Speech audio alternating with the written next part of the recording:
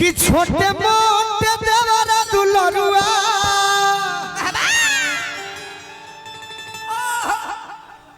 सुतसी रहनवा है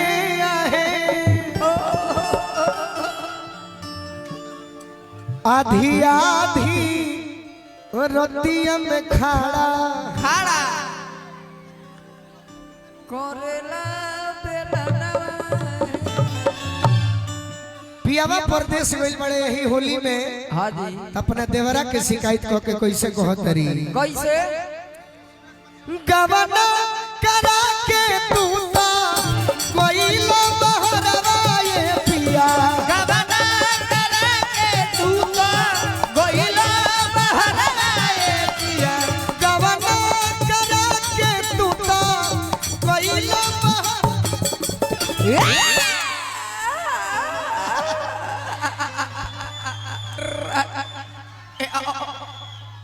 तबीयत ठीक है अभी कि नहीं? अगर कोई भोजपुरी समझती हो तो मेरे सामने आओ। हाँ जी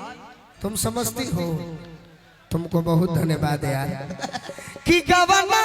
करा के तू ता कोइलो बहरवा ये पिया गवना करा के तू तो गोइला बहरवा ये पिया गवना करा के तू ता कोइलो बहरवा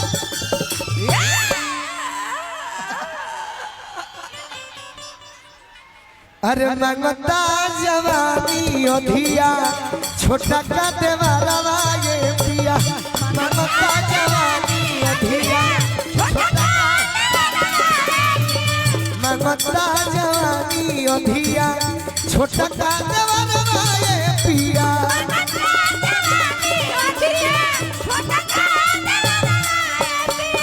गवना करा के तू ता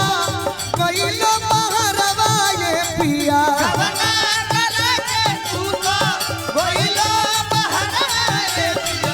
गवना करा के तू ता कोइलो बहरवा ये पिया मंगता जवानी ओधिया छोटा का देवरवा ये पिया जवानी अधिका छोटा मंगता जवानी ओधिया छोटा का देवरवा ये पिया गवना जवानी अधिया छोटा का देवरवा इस धरती पर हाँ जी इस जगह पर एक भोजपुरी में साज बना बैंजू। तो बैंजू वाले के उहे फर्ज बा कि उहे लय बजई हो जब लोग के मजा आ जाए। वाह कि मंगता जवानी ओधिया छोटा का देवरवा ये पिया मंगता जवानी अधिया छोटा का देवरवा ये पिया मंगता जवानी अधिया छोटा का देवरवा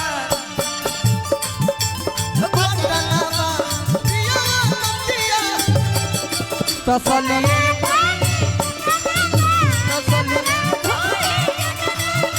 तसलिए बोलिए चूते तसलिए बोलिए मंगता जवानी अधिया छोटा का देवरवा मंगता जवानी अधिया छोटा का देवरवा भैया के बहुत बहुत आशीर्वाद मिलल। कमर लचक मेहरारू कहत यही राजा जी ये राजा जी कौन लचक कमर ना कौन गाना बता दी। भैया के बहुत बहुत आशीर्वाद मिलल। वाह लड़की कहतिया का घर में रहता रे किस के ऐजा बहुत को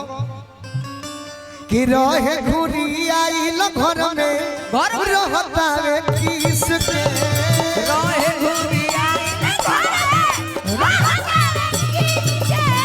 अरे कोई देता लाल हमा गल मिस मिस के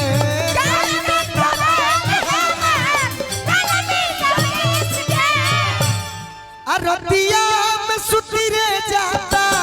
आई के बजरवा ये पिया रतिया में सुतिए जाता आई के बजरवा ये पिया रतिया में सुती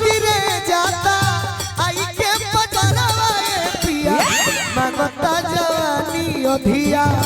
छोटा का देवारा ये पिया मंगता जवानी अधिया छोटा का देवारा मंगता जवानी अधिया छोटा का देवारा ये पिया मंगता जवानी अधिया छोटा का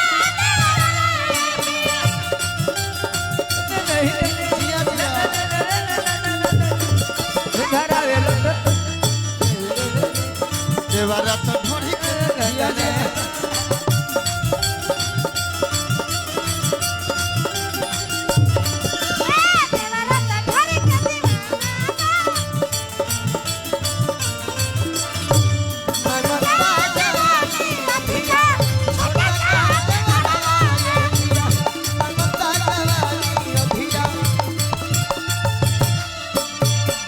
अंत में लड़की कहतिया का कि जखमी जितेंद्र कहियो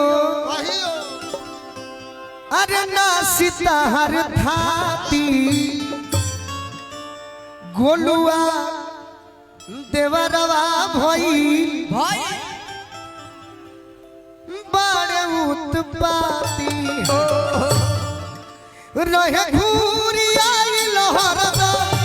घर के भीतरवा ये पिया रहे घूरी आइल हरदा घर के भीतरवा ए पिया रहे घूरी आई लहर घर के भीतरवा ये पिया हे भौजी हे ले आवो ए भौजी अरे भैया बहरा गई बड़े हां तो देवरे बा हां जी जब बिना कथा के प्रसादी अपन बांट सकत रही सही बात कि रहे घूरी आई लहर अरे घर के भीतर पिया